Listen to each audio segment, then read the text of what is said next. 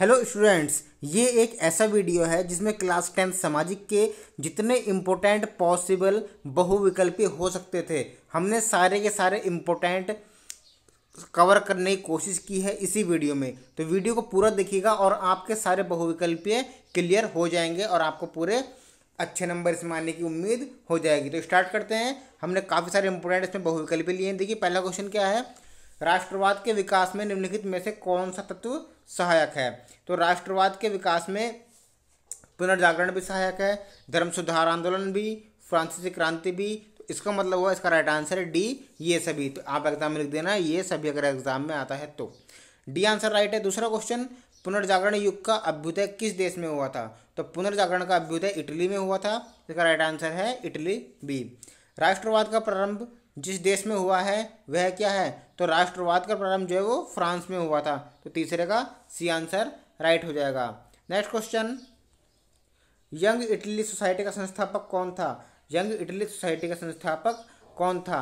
तो मेजिनी जो है वो यंग इटली सोसाइटी का संस्थापक था। तो डी आंसर मेजिनी राइट है। उसका प्रश्न नंबर 5, 1848 की फ्रांसीसी राज्य क्रांति के फलस्वरूप इनमें से क्या हुआ था।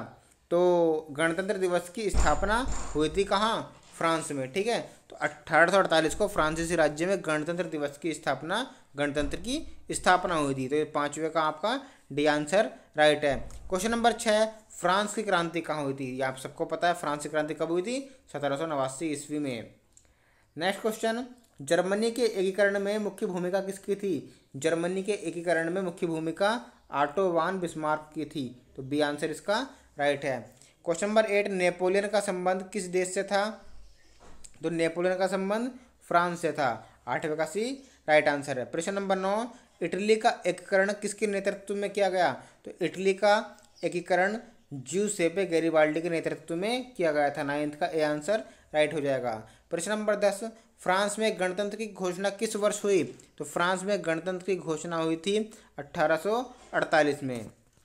बहुत ही ज़्यादा इंपॉर्टेंट क्वेश्चन हैं। नेक्स्ट क्वेश्चन, फ्रेडरिक सारियू कौन था। तो फ्रेडरिक सारियू एक फ्रांसीसी कलाकार था। 11वें का ए राइट आंसर हो जाएगा। नेक्स्ट क्वेश्चन, कुस्तुनतुनिया की संधि हुई थी। तो कुस्तुनतुनिया की संधि कब हुई थी। आपके पास चार ऑप्शन है, 1832, 1819, 1830 और 1840। तो इसका राइट आंसर है 1832 में जो है वो कुस्तुनतुनिया की संधि हुई थी।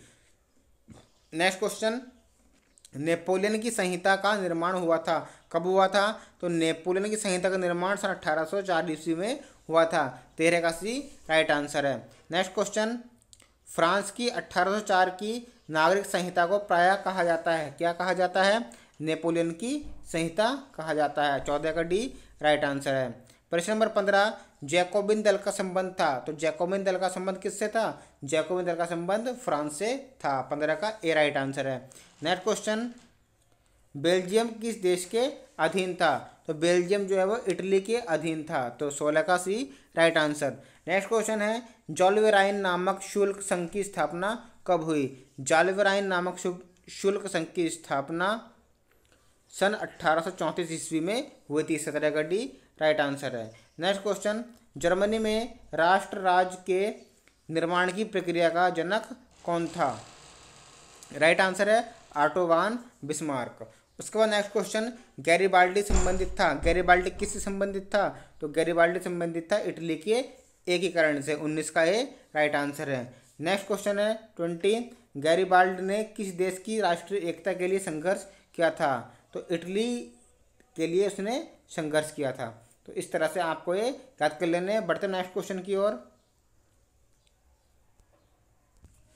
नेक्स्ट क्वेश्चन है, महात्मा गांधी दक्षिण अफ्रीका से वापस कब लौटे थे। तो महात्मा गांधी दक्षिण अफ्रीका से सन 1915 में वापस लौटे थे। पहले का बी आंसर राइट है। नेक्स्ट क्वेश्चन, ये देखिए सब क्वेश्चन जो है 2020 के आए हुए हैं, जहाँ पर ये 2020 लिखा हुआ है। 2021 में तो पेपर नहीं हुए थे। असहयोग आंदोलन का मुख्य कारण क्या था। असहयोग आंदोलन का मुख्य कारण था रॉलेट एक्ट। दूसरे का A right answer. Next question, सविनय अवज्ञा आंदोलन में महात्मा गांधी ने नमक को अत्यधिक महत्व क्यों दिया था। तो इसका राइट आंसर है डी। ये सभी कारण थे। नमक का प्रयोग अमीर गरीब करते थे और यह भोजन का अभिन्न हिस्सा था। नमक तैयार करने पर सरकार का एकाधिकार था। ठीक है, तो इस तरह से आपका डी आंसर राइट है ये सभी। नेक्स्ट क्वेश्चन है, करो या मरो का नारा किसने दिया था? तो करो या मरो का नारा दिया था महात्मा गांधी ने, तो चौथे का आंसर डी हो जाएगा। क्वेश्चन नंबर 5, भारतीय राष्ट्रीय कांग्रेस की स्थापना कब हुई थी? तो भारतीय राष्ट्रीय कांग्रेस की स्थापना सन 1885 ईस्वी में हुई थी। पांचवे का C right answer. Next question, सविनय अवज्ञा आंदोलन कब चलाया गया था? सविनय अवज्ञा आंदोलन कब चलाया गया था?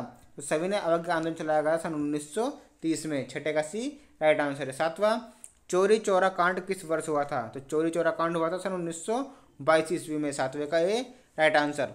आठवां क्वेश्चन, सत्याग्रह निम्नलिखित में से क्या था? सत्याग्रह कमजोर का हथियार था, हथियारों का बल था, भौतिक बल था या शुद्ध आत्मिक बल था? तो आठवें का ए राइट आंसर है, सत्याग्रह शुद्ध आत्मिक बल था। नेक्स्ट क्वेश्चन की ओर हम बढ़ते हैं।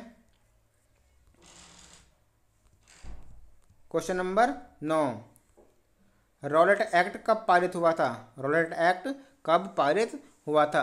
तो रॉलेट एक्ट पारित हुआ था सन 1919 में। इसका बी आंसर राइट है। Next question, Simon commission Bharat कब पहुंचा? तो साइमन कमीशन भारत पहुंचा था सन 1928 में। 10वें का ए राइट आंसर। 11वां क्वेश्चन, गांधी इरविन समझौता कब हुआ था? तो गांधी इरविन समझौता हुआ था 5 मार्च 1931 को। क्वेश्चन नंबर 12, निम्नलिखित में से कौन सा कथन गांधी इरविन समझौते से संबंधित नहीं है? गांधी जी इस बात के लिए सहमत हुए कि वह ब्रिटिश शासन के खिलाफ पुनः कोई जन आंदोलन प्रारंभ नहीं करेंगे। तो ये तो सही नहीं है। गांधी जी गोलमेज सम्मेलन में हिस्सा लेने के लिए सहमत हुए थे। ये बिल्कुल सही आंसर है इसका, बी वाला। तो 12 का बी आंसर करेक्ट है। उसके बाद क्वेश्चन नंबर 13, महात्मा गांधी ने असहयोग आंदोलन कब प्रारंभ किया था? तो महात्मा गांधी ने असहयोग आंदोलन प्रारंभ किया था 1919 को, 1920 को, 1922 को या 1924 को? इसका राइट आंसर है बी, 1920 ईस्वी को। उसके बाद, निम्नलिखित स्थान की हिंसक घटना के कारण गांधी जी ने सन 1922 में असहयोग आंदोलन रोक दिया, या असहयोग आंदोलन ने किस स्थान पर हिंसक रूप लिया था? वो लिया था चौरी चौरा पर। 14 का सी आंसर आपका राइट है। क्वेश्चन नंबर 15, गांधी जी ने असहयोग आंदोलन क्यों वापस ले लिया था? तो गांधी जी ने यह अनुभव किया था कि आंदोलन ने कई स्थानों पर हिंसक रूप ले लिया है, इसीलिए वापस किया था। तो 15 का भी राइट आंसर। 16, कांग्रेस के सन 1929 के लाहौर अधिवेशन में जिस मांग को औपचारिक रूप से मान लिया गया वह क्या थी? तो वह थी पूर्ण स्वराज की मांग। 16 का ए राइट आंसर है। उसके बाद नेक्स्ट क्वेश्चन है 17, वंदे मातरम गीत के लेखक कौन है? बहुत ही इजी क्वेश्चन है। वंदे मातरम गीत के लेखक हैं बंकिम चंद्र चटर्जी। 17 का ए आंसर आपका राइट है। क्वेश्चन नंबर 18, हिंद स्वराज नामक पुस्तक के लेखक कौन थे? उसके लेखक थे महात्मा गांधी। 18 का बी राइट आंसर है। गांधी जी की प्रसिद्ध पुस्तक हिंद स्वराज किस वर्ष स्थापित हुई थी? तो गांधी जी की प्रसिद्ध पुस्तक हिंद स्वराज स्थापित हुई थी सन 1909 में। इसका राइट आंसर है सी। उसके बाद नेक्स्ट क्वेश्चन, भारत की प्रसिद्ध पुस्तक हिंद स्वराज किस वर्ष प्रकाशित हुई? ये हो चुका है सन 1909 में। नेक्स्ट क्वेश्चन है, भारत वापस आने पर गांधी जी ने पहला सत्याग्रह कहाँ किया था? तो वो किया था चंपारण में। 20 का ए राइट आंसर है। नेक्स्ट क्वेश्चन है, वे मार्ग जो न केवल एशिया के विशाल क्षेत्रों को एक दूसरे से जोड़ने कार्य करते थे बल्कि एशिया और उत्तरी अफ्रीका को भी जोड़ते हैं, तो क्या कहलाते थे वे? तो जो पहले का क्वेश्चन है वो आपका है रेशम मार्ग। पहले का ए रेशम मार्ग राइट आंसर है। क्वेश्चन नंबर 2, 18वीं शताब्दी में विश्व व्यापार का सबसे बड़ा केंद्र क्या था? यूरोप, अमेरिका, अफ्रीका या ऑस्ट्रेलिया? तो यूरोप जो है वो 18वीं शताब्दी में विश्व व्यापार का सबसे बड़ा केंद्र था। क्वेश्चन नंबर 2 का ए राइट आंसर है। नेक्स्ट क्वेश्चन, भारत के अधिकांश अनुबंधित मजदूर निम्नलिखित में से किन राज्य से विदेश भेजे जाते थे? तो इसका राइट आंसर है सी, पूर्वी उत्तर प्रदेश और बिहार। नेक्स्ट क्वेश्चन, पिंडरपेस्ट नामक पशुओं की बीमारी निम्नलिखित में से किस महाद्वीप में फैली थी? तो अफ्रीका में फैली थी। चौथे का बी राइट आंसर है, अफ्रीका। उसके बाद नेक्स्ट क्वेश्चन की ओर हम बढ़ते हैं। भारत से विदेशों को जाने वाले अनुबंधित श्रमिक कहलाते थे, क्या कहलाते थे? तो भारत से विदेशों को जाने वाले अनुबंधित श्रमिक गिरमिटिया कहलाते थे। पांचवे का ए राइट आंसर है। नेक्स्ट क्वेश्चन, महामंदी का प्रारंभ किस वर्ष हुआ था? तो महामंदी का प्रारंभ 1929 ईस्वी में शुरू हुआ था। तो छठे का सी राइट आंसर है। सातवां, वह उद्योगपति जिसने 1920 के दशक में लागत को कम करने का निर्णय किया था। इसका राइट आंसर है हेनरी फोर्ड। सातवें का सी। आठवां, निम्नलिखित में से कौन सी विशेषता 1929 ईस्वी की महामंदी की नहीं है? इसका राइट आंसर है सी, आय और व्यापार में काफ़ी गिरावट आई थी। क्वेश्चन नंबर 9, विश्वव्यापी आर्थिक मंदी का सबसे बुरा प्रभाव किस देश पर पड़ा था? तो अमेरिका पर इसका सबसे बुरा प्रभाव पड़ा था। 9 का सी राइट आंसर है। 10वां, निम्नलिखित में से किन देशों के वर्ग को केंद्रीय शक्तियां कहा जाता है? तो जर्मनी, ऑस्ट्रिया हंगरी और ऑटोमान टर्की को, ठीक है, टर्की को, इनको केंद्रीय शक्ति कहा जाता है। बढ़ते नेक्स्ट क्वेश्चन की ओर। नवीकरण योग्य साधन है, 4 ऑप्शन आपके पास। तो नवीकरण योग्य साधन इसमें से कौन सा है? पवन ऊर्जा भी नवीकरणीय है, वन भी है, जल भी है और ये तीनों हैं, ठीक है। तो इसका राइट आंसर हो जाएगा ये सभी। नेक्स्ट क्वेश्चन, अचक्रीय संसाधन है, ठीक है, अचक्रीय संसाधन है। तो जीवाश्म ईंधन जो है वो अचक्रीय संसाधन है। दूसरे का ये राइट आंसर। नेक्स्ट क्वेश्चन, लौह अयस्क किस प्रकार का संसाधन है? तो लौह अयस्क जो है वो अनवीकरणीय योग्य है, ठीक है। तीसरे का डी राइट आंसर है। उसके बाद नेक्स्ट क्वेश्चन है, ज्वारीय ऊर्जा निम्नलिखित में से किस प्रकार का संसाधन है? तो ज्वारीय ऊर्जा पुनः पूर्ति योग्य है, ठीक है। चौथे का ए राइट आंसर है।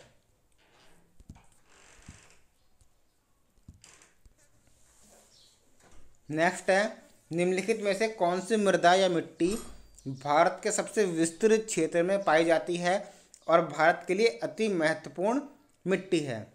तो जलोढ़ मिट्टी भारत के लिए अति महत्वपूर्ण मिट्टी है। 5 का सी राइट आंसर है। नेक्स्ट क्वेश्चन, भारत के मैदानी क्षेत्र का क्षेत्रफल कितना है? भारत के मैदानी क्षेत्र का क्षेत्रफल है 46%। छठे का डी राइट आंसर है।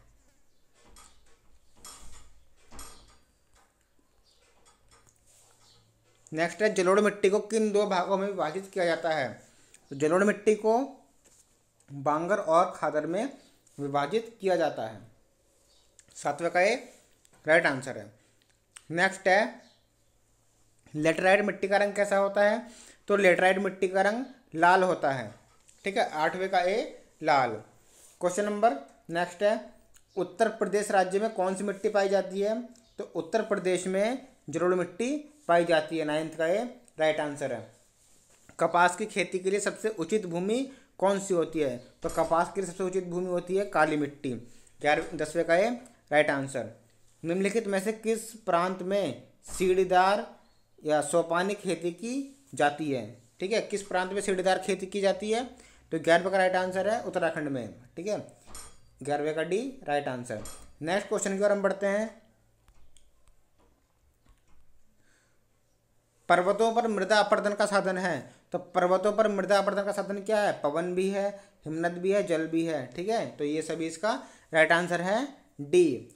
नेक्स्ट क्वेश्चन, निम्नलिखित में से किस राज्य में काली मिट्टी पाई जाती है? तो बी में गुजरात में काली मिट्टी पाई जाती है। नेक्स्ट क्वेश्चन, निम्नलिखित में से कौन अजैविक संसाधन है? तो अजैविक संसाधन कौन सा है? इसमें चट्टानें जो हैं वो अजैविक हैं। 14 का ये राइट आंसर है। प्रश्न नंबर 15, पंजाब में भूमि निम्नीकरण का मुख्य कारण है। तो पंजाब में भूमि निम्नीकरण का मुख्य कारण क्या है? तो अत्यधिक सिंचाई जो है वो भूमि निम्नीकरण का मुख्य कारण है, ठीक है। 15 का सी राइट आंसर है। लाल मिट्टी पाई जाती है कहाँ पर? राइट आंसर है बी, मालवा प्रदेश में लाल मिट्टी पाई जाती है। 16 का बी। नेक्स्ट क्वेश्चन है, भूमि एक साधन है। तो भूमि एक कैसे साधन है? भूमि एक प्राकृतिक साधन है। 17 का ए राइट आंसर। उसके बाद नेक्स्ट क्वेश्चन, निम्नलिखित में से एक मिट्टी का प्रकार नहीं है। भाई काली भी मिट्टी होती है, लेटराइट भी मिट्टी होती है और पीली भी मिट्टी होती है। बहुत इजी क्वेश्चन है। क्या नहीं होती मिट्टी? सीमेंट। तो 18 का डी आपका राइट आंसर हो जाएगा। 18वें का डी, ठीक है। हम बढ़ते हैं नेक्स्ट क्वेश्चन की ओर। इनमें से कौन सी टिप्पणी प्राकृतिक वनस्पति जात और प्राणी जात के ह्रास का सही कारण नहीं है? तो कृषि प्रसार ये तो कारण है, वृहद स्तरीय विकास परियोजना, ये भी इसका कारण है। पशु चारण और ईंधन लकड़ी एकत्रित करना, ठीक है, ये इसका कारण नहीं है। तो 11वें का सी जो है वो आपका राइट आंसर है। नेक्स्ट क्वेश्चन, इनमें से कौन सा संरक्षण तरीका समुदायों की सीधी भागीदारी नहीं करता है? वन्य जीव पशु विहार का परिसीमन, राइट आंसर है डी। नेक्स्ट क्वेश्चन, निम्नलिखित में से कौन सी लुप्त जाति है? एशियाई चीता, निकोबारी कबूतर, एशियाई हाथी या काला हिरण? तो तीसरे का राइट आंसर है ए, एशियाई चीता, ठीक है। उसके बाद नेक्स्ट क्वेश्चन को हम पढ़ते हैं। भारत में संकटग्रस्त पादप जाति में सम्मिलित है चंदन, चौथे का डी, राइट आंसर चंदन। उसके बाद जैव विविधता के कृत्रिम आवास संरक्षण का उदाहरण क्या है इसमें से? तो अभयारण्य, ठीक है, पांचवे का ए, राइट आंसर है अभयारण्य। नेक्स्ट क्वेश्चन की ओर हम बढ़ते हैं। क्वेश्चन नंबर 6 है इसका। तो निम्नलिखित राज्यों में से किस राज्य में कॉर्बेट राष्ट्रीय पार्क स्थित है? तो कॉर्बेट राष्ट्रीय पार्क किसमें स्थित है, ये आप सभी जानते हैं, उत्तराखंड में कॉर्बेट राष्ट्रीय पार्क स्थित है, ठीक है, छठे का डी, राइट आंसर है। उसके बाद नेक्स्ट क्वेश्चन, भारत के किस राज्य में स्थायी वनों के अंतर्गत सबसे अधिक क्षेत्र हैं, वह कौन सा है? तो इसका राइट आंसर है मध्य प्रदेश, सातवें का सी, मध्य प्रदेश। आठवां क्वेश्चन, चिपको आंदोलन संबंधित है, मोस्ट इंपोर्टेंट क्वेश्चन, ये हर साल एग्जाम में आता है, पूछा भी कई बार गया है, ठीक है। चिपको आंदोलन संबंधित है, तो चिपको आंदोलन संबंधित होता है वन संरक्षण से, ठीक है, पेड़ पर चिपक कर इसका जो है उत्सव करते हैं, तो उसको हम वन संरक्षण से संबंधित चिपको आंदोलन बोलते हैं। आठवें का भी राइट आंसर है। सुंदरवन राष्ट्रीय पार्क किस राज्य में स्थित है? सुंदरवन राष्ट्रीय पार्क किस राज्य में स्थित है? पश्चिम बंगाल में जो है ये स्थित है, नवे का C, right answer. Question number 10, स्थानांतरित कृषि को पूर्वोत्तर भारत में किस नाम से जाना जाता है? 10वें का ए, झूमिंग कृषि, 10वें का ए, राइट आंसर है। नेक्स्ट क्वेश्चन, भूमि आंदोलन किसके द्वारा आरंभ किया गया?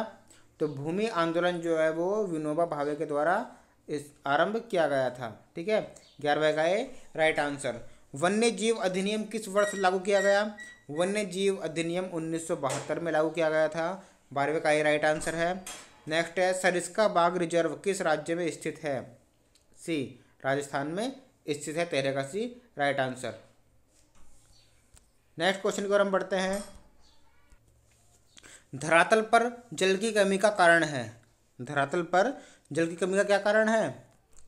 अतिशोषण, अत्यधिक प्रयोग, समाज के विभिन्न वर्गों में असमान वितरण, या ये सभी? तो ये सभी तीनों कारण जो हैं वो हैं, तीसरे का D, right answer. Next question, Sutlej Vyas नदी बेसिन पर निर्मित बहुउद्देशीय परियोजना है, इसका राइट आंसर है भाखड़ा नांगल परियोजना, तो चौथे का भी राइट आंसर है। नेक्स्ट क्वेश्चन, महानदी बेसिन पर निर्मित बहुउद्देशीय परियोजना है, इसका राइट आंसर है डी, हीराकुंड परियोजना, पांचवे का डी, राइट आंसर है। नेक्स्ट क्वेश्चन, पश्चिमी राजस्थान में छत वर्षा जल संग्रहण की रीति कम होने का कारण है, तो इसका राइट आंसर हो जाएगा इंदिरा गांधी नहर, छठे का भी इंदिरा गांधी नहर। सातवां, भारत के किस राज्य में प्रत्येक घर में छत वर्षा जल संग्रहण ढांचों का बनाना आवश्यक कर दिया गया है? तो सातवें का राइट आंसर हो जाएगा तमिलनाडु में कर दिया है, ठीक है।